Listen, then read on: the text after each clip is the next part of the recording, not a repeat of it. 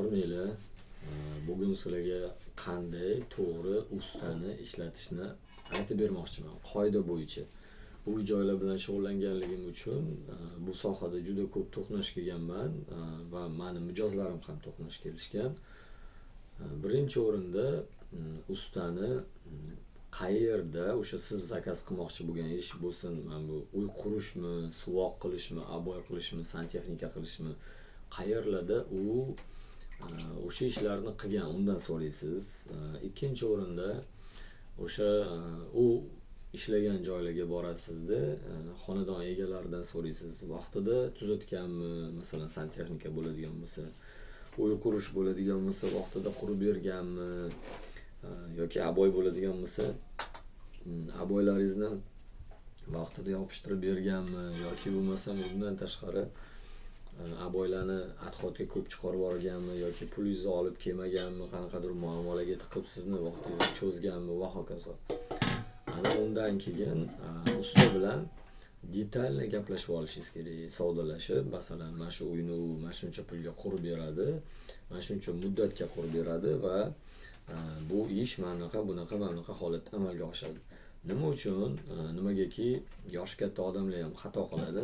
Kimgadir xatosi qimmatga tushadi, kimdir ustani pulini bermay, rozi qilmasdan chiqarib yuboradi ko'tiga tepib. Har xil holat bo'ladi.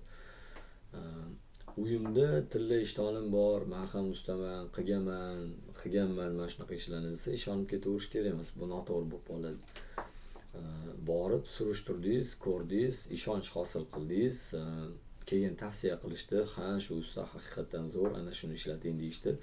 Keyin u bilan o'tirib gaplashganingizda juda oddiy bo'lgan bir narsani tushuntiraman. Jirafani bolasini xolodilnikka nechta ish qilib solish degan bir savollar bo'lardi. Masalan, xolodilnik eshigini ochasiz, jirafani bolasini solasiz, keyin xolodilnik eshigini yopasiz. Xuddi shu singari detalni yozib chiqishingiz kerak. Bu ishlar qaysi qandoq bo'ladi, nima uchun bo'ladi. Masalan, shunaqa bo'lib qoladiki, kvartirangizni remont qilyapsizda, kvartirangiz 5-etajda, siz shpaklyovka, gips, keyin alibastr, nima deydi, aboy bir narsalar olib keldingiz, usta men ko'tarib chiqarmayman deydi, o'zing chiqargin deydi. Yoki qurilishda siz uy quryapsizda, g'ishtmi, qummi, ozgina darvozangizdan nariroqqa to'kilgan bo'lsa, usta men bunga yozilmaganman, men bu bilan sen bilan buni ustida kelishmaganman deb qoladi. Ana shunaqa holatlarni izbijat qilishligingiz uchun, tushunmovchiliklar bo'lmasligi uchun ustalar bilan uzil-kesil to'g'ri gaplashib olishingiz kerak. Imkon qadar. Bu sizni foydangizga bo'ladi. Vaholanki shunaqa haqiqiy ustalarni men taniyman. Ularni ishonasizlarmi yo'qmi, odamlar 1 yil, 1,5 yil, 2 yillab ham kutadi. Aynan o'sha usta qilishligi uchun. Va bu ustalar ishlagan joyda tozalab, haligi sizga muammo yaratmaydigan qilib ketishadi.